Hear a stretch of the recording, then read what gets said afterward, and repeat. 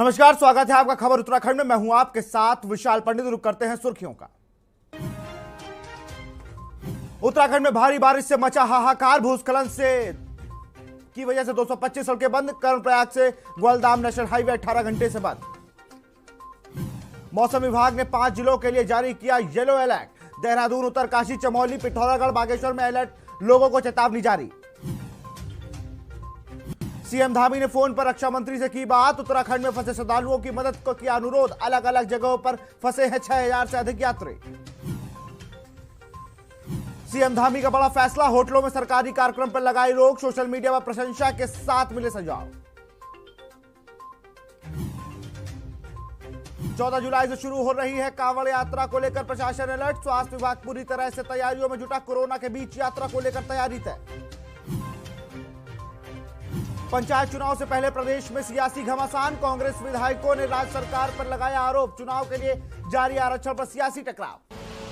आप देख रहे हैं की न्यूज, खबरों का सारथी। और बुलेटिन की शुरुआत करेंगे इस वक्त की बड़ी खबर से। बड़ी खबर रुद्रप्रयाग से आपको बता रहे हैं। लगातार बारिश से उफान पर अलकनंदा नदी। रुद्रप्रयाग से बड़ी खबर आपको बता रहे हैं। लगातार बारिश से उफान पर अलकनंदा नदी। खतरे के निशान के करीब बह रही है अलकनंदा नदी। अलकनंदा नदी को लेकर प्रशासन का अलर्ट जारी।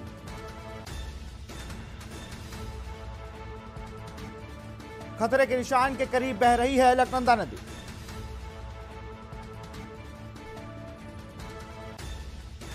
रुद्रप्रयाग से खबर। लगातार बारिश से उफान पर अलकनंदा नदी।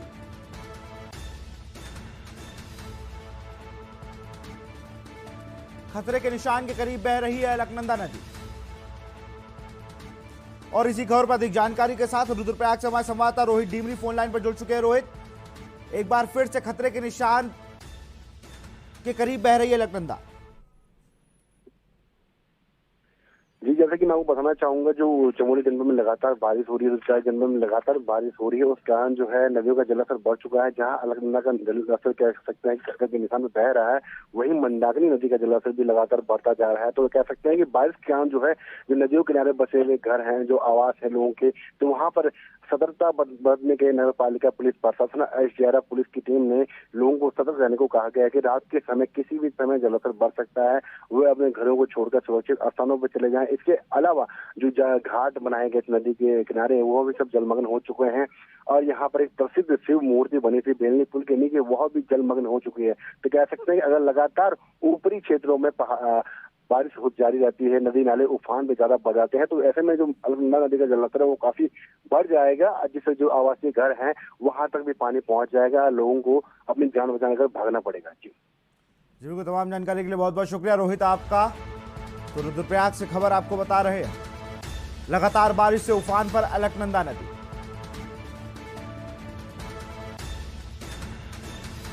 खतरे के निशान के करीब बह रही है अलकनंदा नदी। अलकनंदा नदी को लेकर प्रशासन का अलर्ट जारी।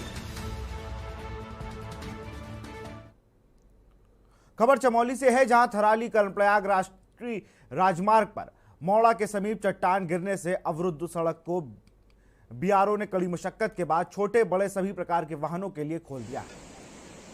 नारायणबगड़ से कुछ आगे मौड़ा के पास राजमार्ग चट्टान गिरने और मलबा आने से अवरुद्ध हो चला था ये मार्ग। सड़क पूरी तरह से वॉश आउट हो जाने और लगातार पहाड़ से मलबा गिरने की वजह से बीआरओ को इस सड़क को खोलने में काफी जद्दोजहद करनी पड़ी। कड़ी मशक्कत के बाद बीआरओ प्रशासन ने सड़क को यातायात के लिए सुचारू रूप से शुरू कर दिया। वहीं दूसरी तरफ बारिश के बाद कर्णप्रयाग बद्रीनाथ राष्ट्रीय राजमार्ग भी खोल दिया गया।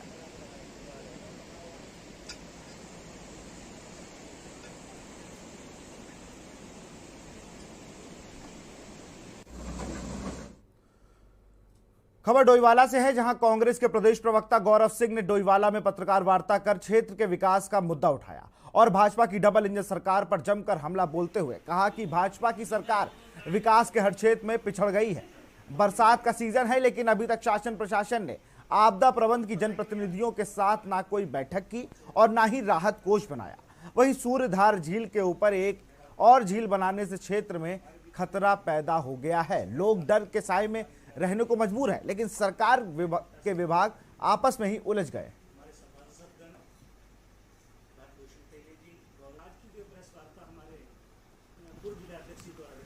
बात ये देखिए कि आपको बरसात का जो टाइम है, आपदा का जो समय है, आपदा का समय आधा गुजर गया है, लेकिन आज तक सरकार ने, आप चाहे नगर पालिका ले लीजिए, नगर निगम ले लीजिए, पंचायत ले लीजिए, ब्लॉक ले लीजिए, किसी भी प्रतिनिधि से ये पूछ लीजिए कि कहीं भी कोई आपदा की बैठक हुई है, कोई आपदा के लिए बजट जारी किया गया है, कहीं भी। मेरे हिसाब में खुद जिला पंचायत सदस्य हूँ और मेरे संज्ञान में यह है कि आज तक कोई बैठक नहीं हुई है। सरकार बने लगभग 4 माह हो गए हैं, तो मैं समझता हूं कि 4 महीने में जो हनीमून पीरियड है अब खत्म हो गया होगा सरकार का, और अब कहीं ना कहीं हमें जिस उम्मीदों और से इस प्रदेश में भाजपा की सरकार बनी है और डोईवाला विधानसभा से भारतीय जनता पार्टी के विधायक चुने गए हैं, अब उन्हें उस जनता की उम्मीदों पे भी कहीं ना कहीं जवाबदेही देनी पड़ेगी। जनता ने बहुत उम्मीदों के साथ यहाँ पर अपना मतदान किया है।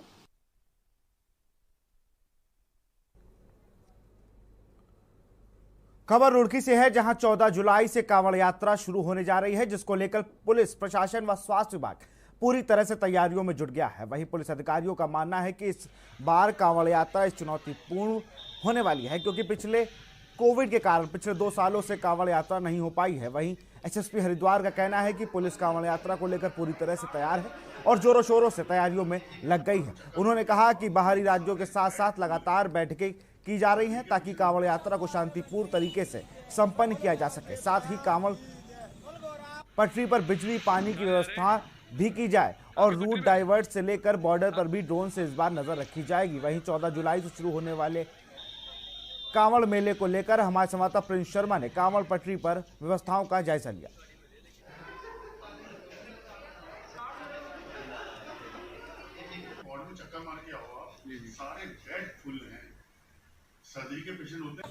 कांवड़ यात्रा निश्चित रूप से इस बार एक बहुत बड़ी चुनौती रहेगी। काफ़ी इसमें भीड़ आने की संभावना है। पुलिस इसमें पूरी तरह से तैयार है। इंटर स्टेट कोऑर्डिनेशन कमेटी की हमारी मीटिंग हो चुकी है। फोर्स का हम पूरा एनालिसिस कर रहे हैं। रास्तों में जो भी कमियां हैं, बिजली, पानी और सड़क आदि को ठीक करने के लिए जो संबंधित एजेंसी है वो काम शुरू कर रही हैं और उम्मीद है कि सबके सहयोग से अच्छे ढंग से संपन्न होगा। चिकित्सालय के कर्मचारी, अधिकारी या चिकित्सक हैं, सभी की छुट्टियों को निरस्त कर दिया गया है।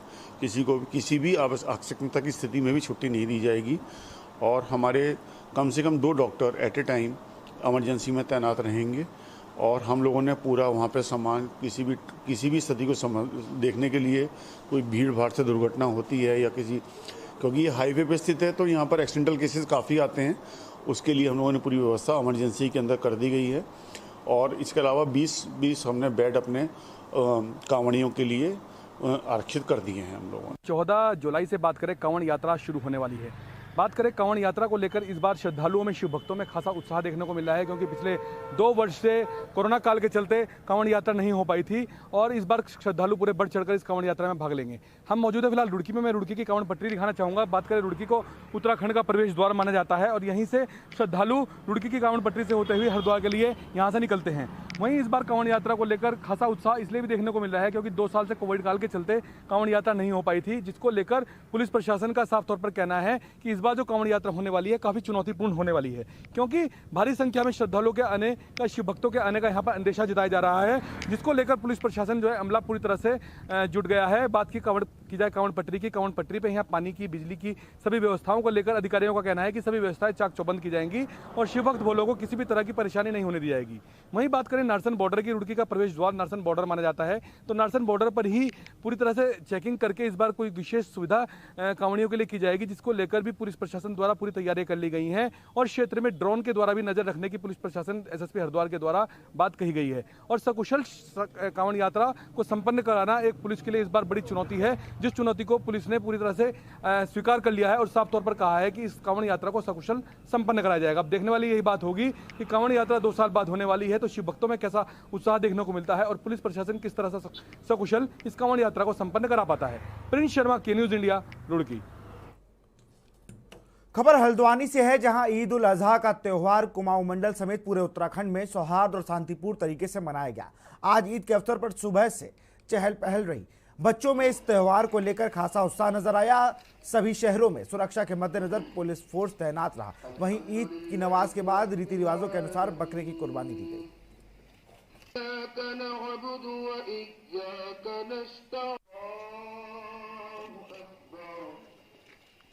आज ईद उल अज़हा यानी कि हमारे नबी हैं हज़रत इब्राहीम अलैहिस्सलातु वस्सलाम, उनकी सुन्नत में चूँकि उन्होंने अल्लाह पाक के हुक्म से अपने बेटे हज़रत इस्माईल अलैहिस्सलातु वस्सलाम को अल्लाह की बारगाह में कुर्बान किया, उसी की याद में आज का दिन मनाया जाता है।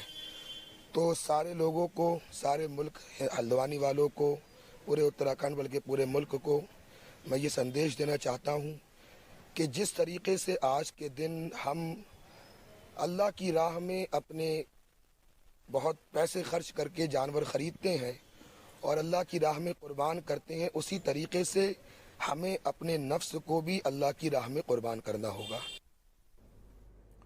खबर नैनीताल से है, जहां देश भर में ईद की नमाज अदा की गई। वहीं अमन और चैन का संदेश देते हुए नैनीताल में मुस्लिम समुदाय के भाइयों ने भी मल्लीताल जामा मस्जिद में नमाज अदा की। शहर इमाम ने बताया कि आज पढ़ी गई नमाज ईद उल अज़हा में अल्लाह के बंदे अपने मालिक के नाम पर अपने जानवरों की कुर्बानी दी है और देश में सुख, शांति और खुशहाली के लिए दुआएं की।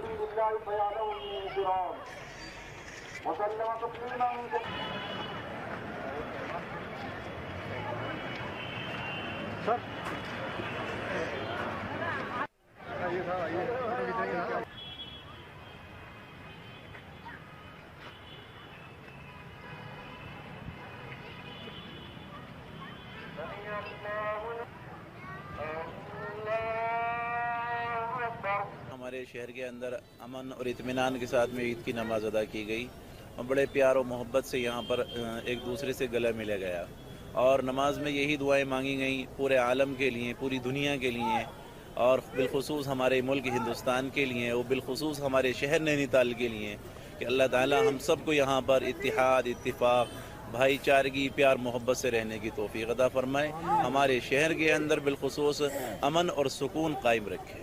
जब कुर्बानी करें तो अल्लाह के लिए कुर्बानी करें, नेक नीयत से करें, इखलास के साथ में करें और सफाई का ख़ास तौर पर ख्याल रखें। खबर खानपुर से है, जहां सुरक्षा के बीच खानपुर के लंडोरा में ईदगाह समेत विभिन्न मस्जिदों में ईद की नमाज अदा कर कौम की सलामती और मुल्क में अमन चैन की दुआ मांगी गई। ईदगाह और मस्जिद परिसर में ईदगाह नमाज अदा की गई। छोटे छोटे बच्चों ने भी नमाज अदा करने के बाद एक दूसरे के गले मिलकर ईद की मुबारकबाद दी।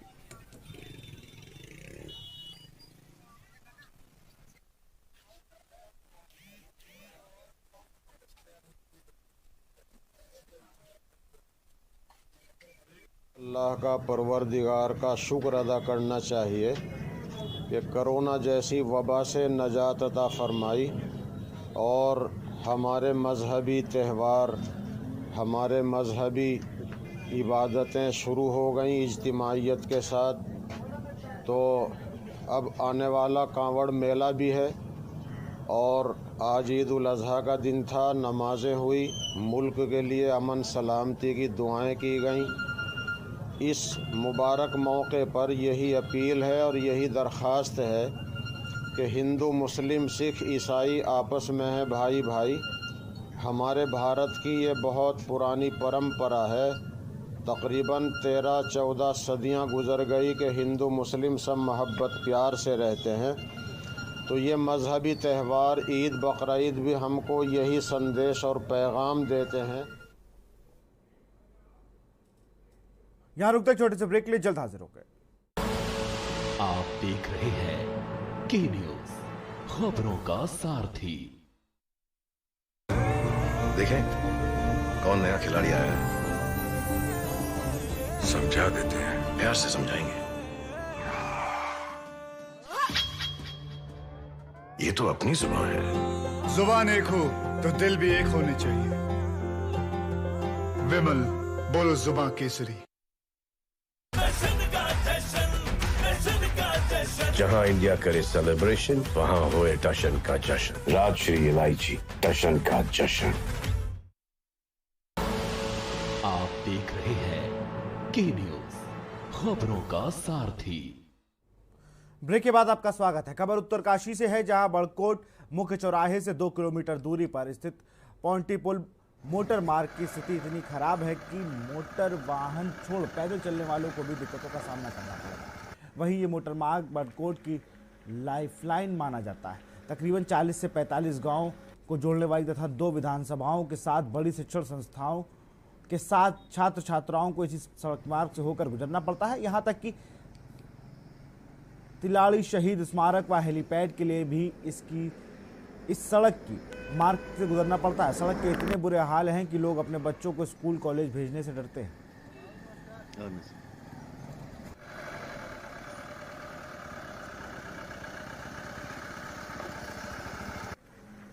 जैसा कि देखने में आया है कि हमारा जो एक तिलाड़ी मार्ग है ये 2 पट्टियों को जोड़ता है और कई वर्षों से जो है इसका जो डामरीकरण होना था, बहुत मतलब रोड की जो स्थिति है वो बहुत दयनीय है।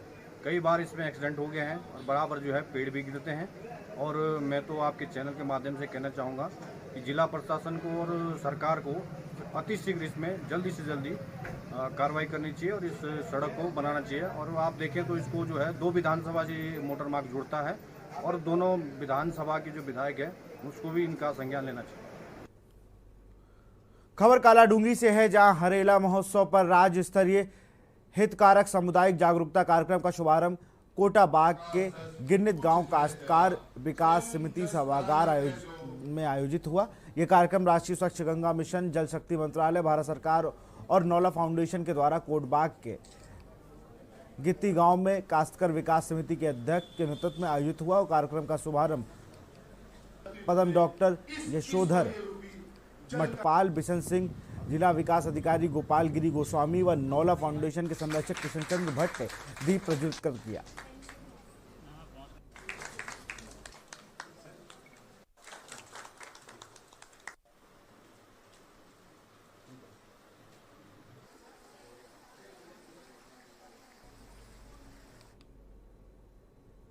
खबर पौड़ी से है, जहां उत्तराखंड विधानसभा अध्यक्ष ऋतु खंडूरी भूषण ने 1 दिवसीय पौड़ी भ्रमण कार्यक्रम के दौरान अपने पैतृक गांव राधावल्लभपुरम में पहुंची, जहां पर स्थिति इष्ट देवी के मंदिर में विधि विधान से पूजा अर्चना कर प्रदेश एवं अपने विधानसभा क्षेत्र कोटद्वार के विकास को अग्रणी रखने के लिए मनोकामना की। विधानसभा अध्यक्ष ने कहा कि उन्होंने अपने पैतृक गाँव में आना हमेशा ही अच्छा लगता है।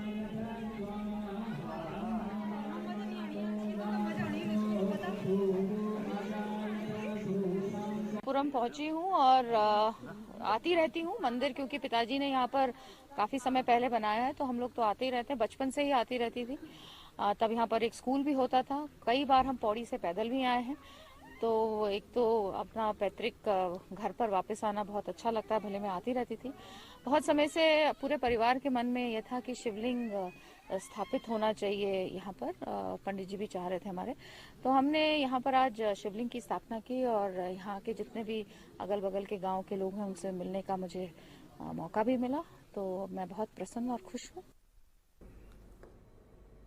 खबर हरिद्वार से है, जहां बुग्गावाला क्षेत्र में के गांव तेलपुरा के समीप मोहन में बारिश से तेज बहाव में फंसे ग्रामीण और उसके 4 साल के भतीजे को बाढ़ चौकी प्रभारी ने पुलिस के साथ सकुशल बाहर निकाला। तेलपुरा गांव के आबिद अपने 4 वर्षीय भतीजे सलमान के साथ खेत गया था। खेत से वापस लौटते समय मोहनड़ नदी के तेज बहाव के चलते बीच नदी में टापू में हुआ फंस गया। नदी के तेज बहाव में दोनों को फंसा देख ग्रामीणों ने मामले की जानकारी बाढ़ चौकी तेलपुरा को दी।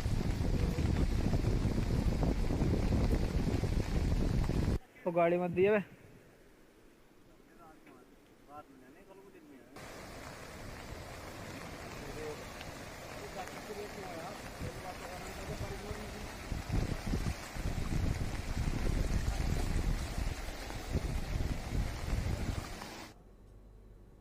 खबर हरिद्वार से है, जहां होने वाले पंचायत चुनाव से पहले कांग्रेस विधायकों ने राज्य सरकार पर चुनाव के लिए जारी आरक्षण में गड़बड़ी करवाने का आरोप लगाया है। कांग्रेस के प्रदेश महासचिव और हरिद्वार पंचायत चुनाव के प्रभारी विजय सारस्वत के नेतृत्व में सभी विधायकों ने प्रेस वार्ता की। हरिद्वार प्रेस क्लब में आयोजित प्रेस वार्ता में ज्वालपुर से कांग्रेस विधायक रवि बहादुर, मैंगलोर से पूर्व कांग्रेस विधायक काजी निजामुद्दीन,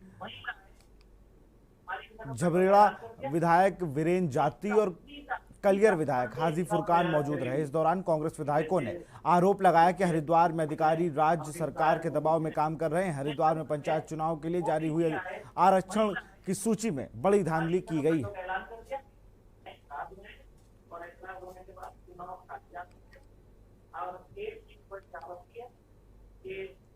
सरकार त्रिस्तरीय लोकल चुनाव से बचना चाहती है और एक राजनीति के तहत राजनीति से प्रेरित होकर यह आरक्षण किया गया। पहले तो इन्होंने 1.5 साल के लगभग इस चुनाव को टाल दिया, अभी भी त्रुटिपूर्ण आरक्षण किया, अधिकारियों पर दबाव बनाए हुए हैं सरकार। एक नेता विशेष कहते हैं कि मैं जिला पंचायत के अध्यक्ष का चुनाव लड़ूंगा, आप ही लोगों के माध्यम से हमें पता चलता है। अब आरक्षण महिला का आएगा, एससी का आएगा, ओबीसी का आएगा, जनरल आएगा, कुछ पता थोड़ी है। तो इसके मायने तो पूरे ही आरक्षण उनके कह पर चल रहा होगा, क्योंकि सुनने में आया उनके घर में तो पत्नी भी नहीं है। तो ऐसा लोग बताते हैं, मुझे जानकारी नहीं। भूमि जैसे प्रदेश में अगर आप हिटलर शाही करेंगे, तानाशाही करेंगे या कानूनों को ना मान करके अपने कानून थोपेंगे तो भविष्य के लिए उत्तराखंड राज्य के लिए अशुभ संकेत है। जब हमारे समस्त विधायक और काजी जी बता रहे हैं कि एक क्षेत्र में अगर 100% व्यक्ति एक जाति के रह रहे हैं, आपको किसने अधिकार दे दिया कि आप दूसरा रिजर्वेशन कर दें? मैं तो अधिकारियों से भी कहना चाहूँगा कि समय रहते हुए अगर कोर्ट में हमें जाना पड़ेगा, वो जो सरकार के दबाव में गलत निर्णय ले रहे हैं उनको समय रहते जो हम आपत्तियाँ लगा रहे हैं, विधिक सलाह ले रहे हैं, उनको सब चीज़ों को दुरुस्त कर देना चाहिए। सबसे पहले तो ये धोखा है इस जिले की जनता के साथ। एक धोखा आप पहले कर चुके हैं, चुनाव लेट करा के। आज देहात की जनता, गाँव की जनता परेशान है। बारिश हो रही है, नलके नहीं है। आप जल जीवन मिशन करोड़ों रुपए के प्रोजेक्ट लेके आ रहे हैं, पर आप हैंडपम्प में पैसा नहीं दे रहे हैं। आज विधायक सफ़र कर रहे हैं, अपनी निधि से कुछ इधर उधर से कर करा के नलके लगवाने का काम कर रहे हैं। आप बस हाथ खड़े कर देते हो कि हमारे हाथ में नहीं है। और दूसरी आप गलती अब ये करने जा रहे हो कि आप जो है रिजर्वेशन के नाम पे अपना स्वार्थ सिद्ध कर रहे हो। फिलहाल खबर उत्तराखंड में इतना ही। देखते रहिए के न्यूज़ इंडिया। नमस्कार। आप देख रहे हैं